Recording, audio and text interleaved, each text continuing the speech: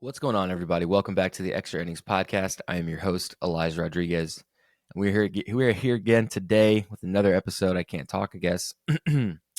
Another one, kind of away from Major League Baseball news. Well, I say that, but it's still technically part of baseball news because it is news in the game. So, without further ado, today we're going to be talking about.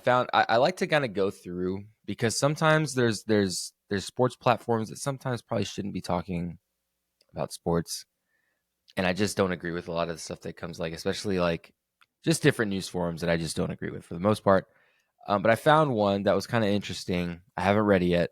I like to kind of go through these real time with you, so I don't kind of come up with these pre done responses. But Yahoo Sports wrote an article, came out about 10 hours ago, so it was grinding yesterday, about 5 teams that they think should be making deals or making some sort of trade at the deadline. And it's kind of interesting because I think the first one obviously pops up immediately, which I have to agree with, I think. So let's get into it. Let's talk about it. Let's see what we got going. So the first team, so Yahoo did this thing right here, and it's saying, 5 teams that need to make a move before the deadline. And the first one is the Baltimore Orioles, and I actually kind of agree with that. I've been saying that for a long time. Obviously, they kind of went through a rebuild phase the last couple years, and it was pretty evident that 22, 23, the rebuild was pretty much done. They had Gunnar Henderson, Adley Rutschman. They had, quite a few guys. They had, they drafted Jackson Holiday to pack onto that, who didn't quite work out.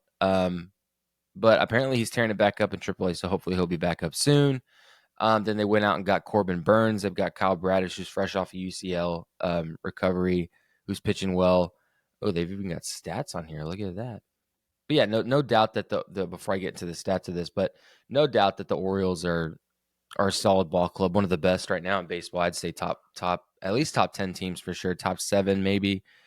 Top 5 it gets a little tough. I think they'd be that 5 spot, but they're a young team, a young ball club that plays.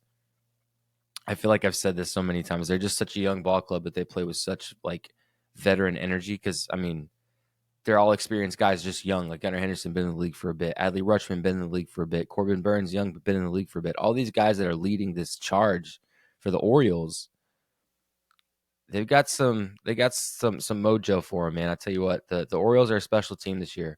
But they say that the Orioles have been looking for a shutdown closer since they lost Bautista. Okay, we've addressed this. I've talked about this. I even talked about another person I thought that would be a good fit for Baltimore. But yes, they lost Bautista last year to Tommy John. Um, that was a whack whole thing. I watched that shit live. I knew at the minute that he threw the pitch, and I was like, yeah, he needs to need Tommy John. Sure shit, right after Tommy John it is. But they did go out and get Craig Kimbrell, which I talked about Kimbrell yesterday. Inconsistent. Yeah, I don't really know what they were expecting to get out of Craig Kimbrell, especially after the numbers he put up last year in Philly and the year before that as well. I don't quite know what they were expecting. I mean, he's not Craig Kimbrell from 2010 to 2012. That much is very much obvious. They're saying that, or Yahoo is saying that they should be going after Ryan Helsley because if the Cardinals fall out of playoff contention, Helsley, who leads baseball in saves, could be the difference maker. Okay, so he leads in saves. ERA is still high. I think there's better options. I don't know why Ryan Helsley. I've heard a little bit of rumblings. Like obviously he's got the most saves. I still think that the Orioles should put a bid in for Mason Miller. I've yet to hear what the asking price is for Miller. I've yet to hear it, but at the same time, I don't know how you're a ball club looking for a fucking closer and you don't go after Mason Miller. At least put a bid on the table. I think that this guy, they may go get Helsley if all else fails. I think that's what I see here. But Orioles definitely are a team that should be making some sort of move because they're a strong team, but in multiple occasions the bullpen has shit the bed, has not come through, has not been clutch.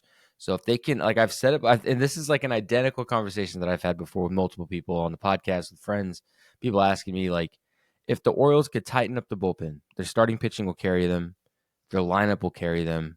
They need those late innings, those mid relief guys. If they can beef that up, the Orioles are a force to be reckoned with for sure. Number 2 is, I got this damn hangnail, is the Cleveland Guardians. Interesting enough, first year with Stephen Vaught as the manager, strong start. I'm trying to think off the top of my head what I can think about the Guardians.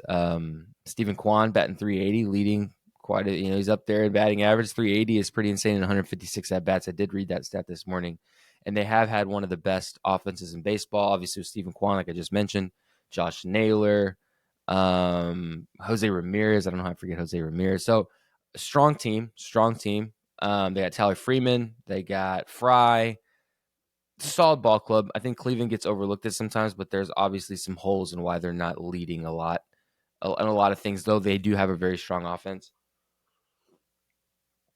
Some notable stats we have here. Tyler Freeman's batting 218. David Fry, 321, 8 bombs, 1.017 OPS. So pretty solid. Now,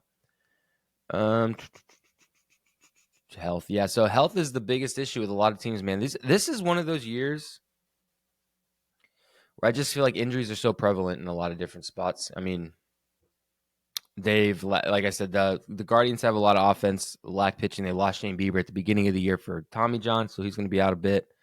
I think they had a guy, Williams, who they lost, who they expected big things from, lost him in spring training, or has been battling some issues there.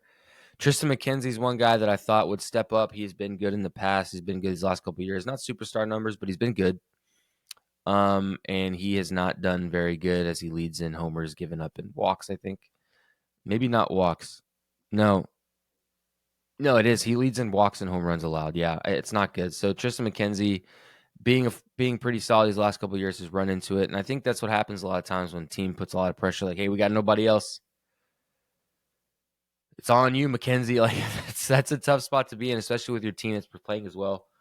And then you have to helm the pressure of being the guy on the mound. It's kind of hard. So what do they think the move is? To acquire playoff caliber pitching. Okay. Yeah, because they're obviously going to make the playoffs. They're going to make a run for it. They're that good. Their record's that good. Their offense is that good. But again, the pitching is where they're going to fall into some holes.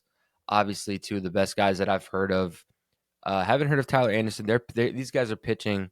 Luis Severino. I think Severino's going to get dealt somewhere. He's just doing too well.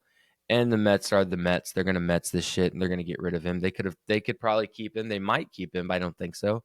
But yeah, Severino's been playing really well. The other guy they're throwing out there is Tyler Anderson. Yeah, Severino had an absolute resurgence of a career. I mean, right now he's doing insanely well. They've got his stats down here. 72 innings pitched, 3.25 ERA, 1.14 WHIP. Pretty good. 58 strikeouts and 27 walks, not bad. This other guy, Tyler Anderson, who's apparently on the trade block, 82 innings, 2.63 ERA, 1.15 WHIP, 53 Ks and 33 walks. So I don't disagree with this one either. Maybe Yahoo stepped up their game, man. I don't know, but I kind of agree here. I think that they should go for both these guys, if not at least one. If they're going to go for one, I'd go for Severino. Got a little bit more power than Anderson, in my opinion. Anderson, obviously, a little bit lower ERA, but not by a whole lot. I think Severino could do some really good things over there, and I think that they should definitely make a trade. Whether it's for these two guys or not, they need starting pitching ASAP to kind of help take the load off of Tristan McKenzie, man, because that's a tough spot right now. Okay, number 3, we've got the Chicago Cubs. Now, Cubs started off hot. Imanaga has been tearing it up.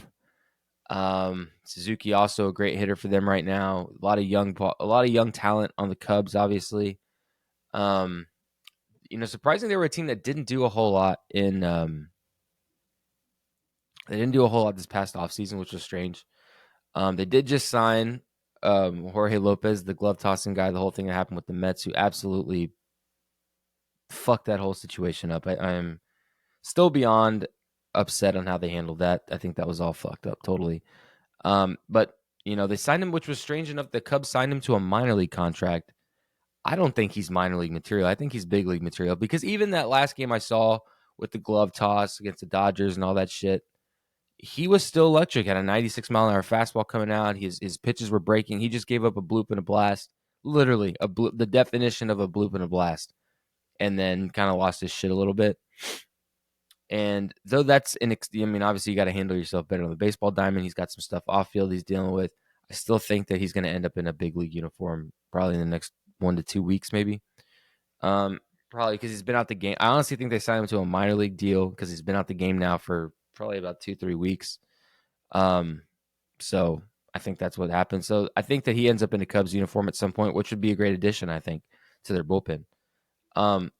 Yeah, so Suzuki, like I said, one of their key hitters. I think he's one of their best hitters, if not besides Crow Armstrong and a couple others, Dansby Swanson. 167 at bats, 269 average, not bad. 8 bombs, 805 OPS, pretty solid. Their move, this is what Yahoo thinks that they should do. The Cubs need an injection of power in their lineup. Pete Alonso. Pete Alonso's been on a lot of different boards. I'm sure he's on quite a few different people's boards right now as to who they want. But I agree. I think the Cubs need some more power. Their sticks are lacking. They've got Crow Armstrong, who's been up and down dealing with injury, but he's a stud. Like I said, they got Suzuki, but they're still missing a couple pieces. I think the other day I saw that they were batting Swanson fourth. So they are in need. When you're batting Dansby Swanson in the 4-hole, obviously been doing pretty good, but he's no power 4-hole hitter. He's not cleanup. He's no power hitter, at least in my opinion. Pete Alonso, I don't see the Met like. I know everyone's saying Passan. All these people are saying that Alonso gets dealt by the trade deadline. I just think it's weird for me to not see him in a Mets uniform. I think that's what's the most bothering me. I just don't know if they truly get rid of him. I think that they might keep him. Yeah, I mean, if they're trying to build anything in New York at any point, the Coen brothers need a piece. Like they need that one guy that's going to stay, that's going to be the catalyst for the Mets. I thought that Pete Alonso would be the guy. Everyone in the world is saying that he's going to get dealt. I even saw some guys talking if New York was going to put a bid in for Pete Alonso, that would not fit the narrative of the fact that they said a couple weeks ago that they don't have any fucking money and they can't keep up this payroll, yada, yada. That made me worry that they're not going to pay Juan Soto at any point. Obviously, they're going to have to wait till after the season to deal with that. But when I heard that, I was like, then what the hell? They're not going to go after Pete Alonso. But everyone is saying that the Yankees might make a run at Pete Alonso. Do they need Pete Alonso? No. They've got 2 able-bodied men to play first base.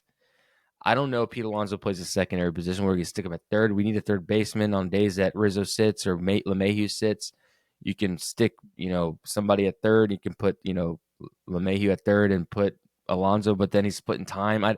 He's a starting guy. I don't think that he's a guy that's going to be able to split time with somebody. And I don't know him to have a second position besides maybe third because of how big he is. And he's a big dude. He's no outfielder, that's for sure. He's no second base. He's definitely not a shortstop. The only place you could put him is at the corners. I don't see another spot for him. I think that I think I kind of agree here again. I think that for a lineup that needs some help, Alonso goes to the Cubs. I think that's a good fit. Obviously, there's a lot of people who are going to be putting in some money if Alonso's truly going to go somewhere. So time will tell where he's going to go. But I think that would kind of help propel the Cubs a little bit further. Obviously, started off really hot, kind of fell into some lulls in this last month and a half. Here and there, they've lost a couple games on some BS stuff. But it's still a strong team, and I think they're gonna go deep. I think they have a chance to make at least a wild card. So we'll see. We'll see what the Cubs do. But Pete Alonso to the Cubs, I think it's a little bit of a stretch. But like I said, we will see. There's going to be a lot of people going after Pete Alonso because he's a big stick. In any lineup, not even in a lineup like the Cubs who's struggling for power, Pete Alonso will come in and make an immediate impact on any lineup he goes to. Let's just call it for what it is. All right, next we have the Royals. So the rebuilding Kansas City is another team, between the Orioles. And the Orioles were a team that was notorious for rebuilding, and then they've kind of come to a head. Same with the Kansas City Royals. They've got Seth Lugo. They've got Brady Singer. They've got some great pitching. The Yankees are kind of taking it to them at the moment, or have been in the last couple of days. So that's that. But they've been a big surprise in baseball. Absolutely, they have. Between Bobby Witt Jr., Salvador Perez, tearing it up again. They've got some really cool guys. I forgot Cole Ragans. What am I talking about? Yeah, so starting pitching in Kansas City is good. Obviously, like I just said, the Yankees are taking it to them. But then defense as well has been really good. They've got Bobby Witt Jr., like I said, Salvador Perez. We've got some really big pieces. Benny Vasquetino showing good forces of power. Yeah, so let's see. Bobby Witt Jr. right now batting. He's got 279 at-bats, 326 average, 326, not bad. 11 bombs, So he's kind of fallen out of the home run race. 19 stolen bags, 937 OPS. And then Salvador Perez, a guy who I think really came out of nowhere, been in the league for a really long time. One of those guys who just knows the game, been around the game for a long time. Definition of a veteran. 242 at bats, 302 average, 10 home runs, no stolen bags, of course, obviously, and then 869 OPS. So, yeah, not a bad start. Okay, so they need offense. That's something that I figured. They got an okay lineup. Pitching staff is stacked. They're going to do just fine on the mound. Maybe some middle relief guys would be on in need. But the hitting is what they need. They need offensive production for this great, bullpen or starting rotation, partial bullpen. They're going to need more offense. Another one that I think Pete Alonso might fit in well. I don't know. Pete Alonso would be a good fit. These guys are saying Starlin Marte and JD Martinez. First of all, JD Martinez, I'm not trading for because what am I going to get? Another half year, a year out of him? I think he's going to sit in New York. I don't think any bids come out very high for JD Martinez. Starlin Marte, though, that would be a good fit. I think Pete Alonso would fit better in Kansas City, to be honest. I really believe that. I think that might be a true landing spot. I think that they scrap the Marte and the Martinez and go with somebody bigger like that. But Marte would be a great upgrade, honestly. They also think Mark Vientos would be good. So these guys are thinking that the Mets are just going to be the biggest dealers of the year. I've heard the Astros are going to be big dealers with Bregman. I don't think they trade Bregman. I know everyone's saying they are, and he's the guy that's likely to move from that lineup. I don't think the Astros get rid of Bregman. I think they're going to extend him, honestly. But we'll see. We will see. All right. And the last, but not, is this the last one? Yeah, this is the last one. The last one we got here, guys. We have the Texas Rangers. Yeah, so obviously Texas Rangers last year, World Series champions, electric ball club from Seager to Simeon to Lowe to the rookie Nathan or Ethan or what is this? Carter, Evan Carter. We had Josh Young, Jonah Heim. You got Eovaldi. You had Scherzer try to make it in there every so often, but didn't perform. So a great ball club, and now they've added pieces like Wyatt Langford. But still don't have a DeGrom. Still don't have a Scherzer. This is a team that could have so much potential. They're just so fucking broken right now. And I've been telling, I got a buddy of mine that's a really big Rangers fan. And I tell him all the time, man, you guys could be so fucking good, but you guys are injury riddled to the max right now. Yeah. So lots and lots of injuries. In fact, at one point they were leading the MLB with the most players on the injured list. So yeah, it's been a tough year for the Rangers, especially after the year you win the World Series. This is a hangover if I've ever seen one.